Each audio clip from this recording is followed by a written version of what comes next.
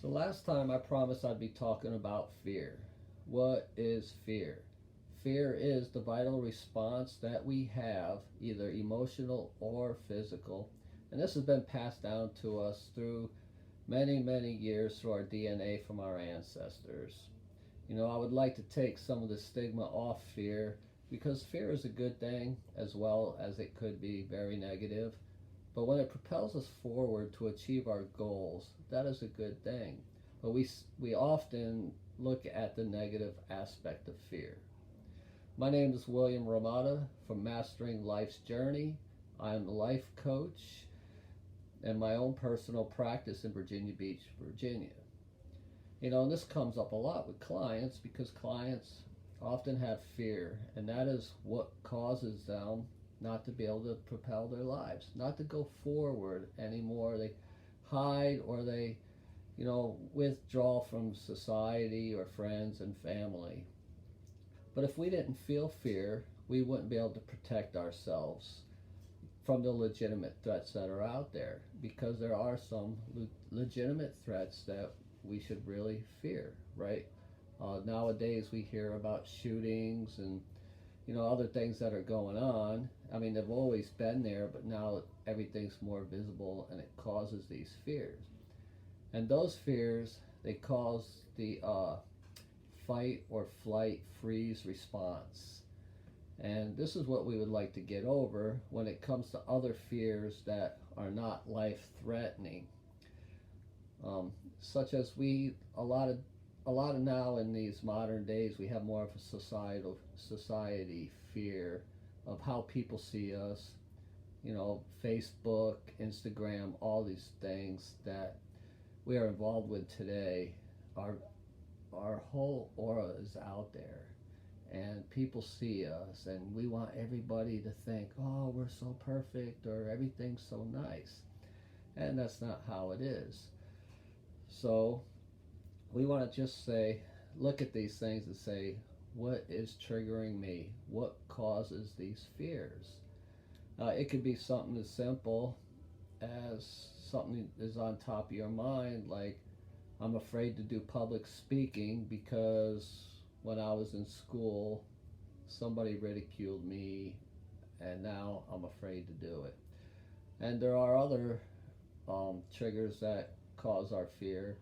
Perhaps like you were bullied in school, you were in a bad marriage, um, maybe your parents planted a seed in your brain saying, don't do this because, and you name that.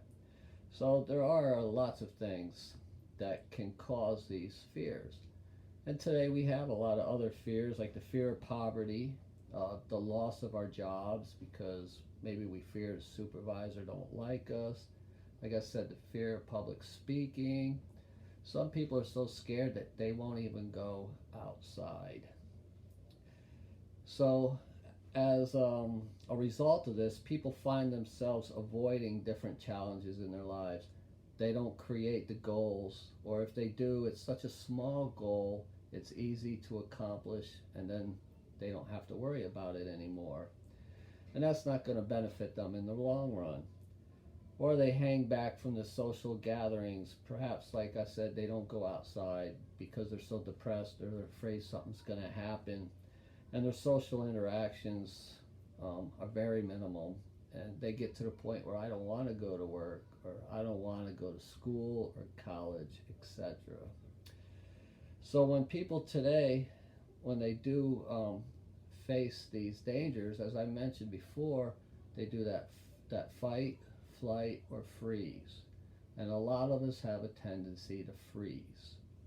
So what it is in my job and what I do for you in my coaching is I take you and I look for the root of the challenge. What is causing your fear? What was the beginning of your fear? And then we'll work that out. In the past, our ancestors, they had a right to be scared. They were tribal wars, running from wild animals.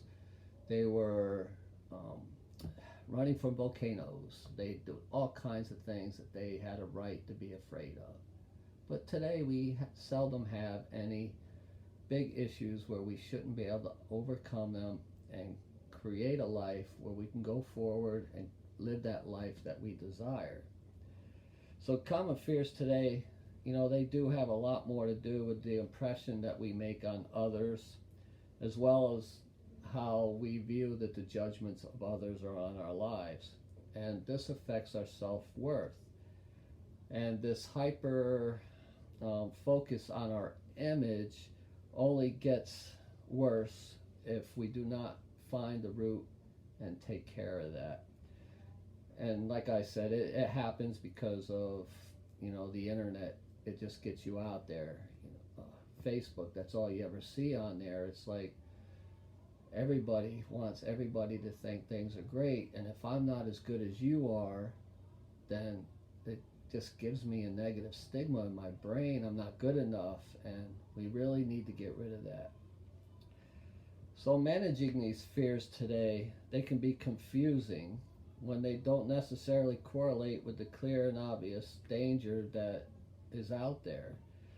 So if fear is overtaking your life, pursuing coaching can help.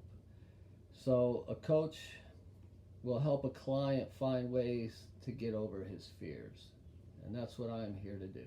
Help you get over those fears. We will develop coping mechanisms. We'll find out what the first thing was that really stuck you in this situation. These fear-inducing situations. Let's get rid of that. Let's do it. So if you want to live a life where you can have more fun, you can feel alive, you want to be out and socialize, you're not worried about what your boss is going to say, that is what we need to do. So if you like messages like this, please click the subscribe button, share it, like it, and let all your friends know about it. Next time I record, it's going to be on a subject called Don't Should on Yourself. Get that? Do not should on yourself.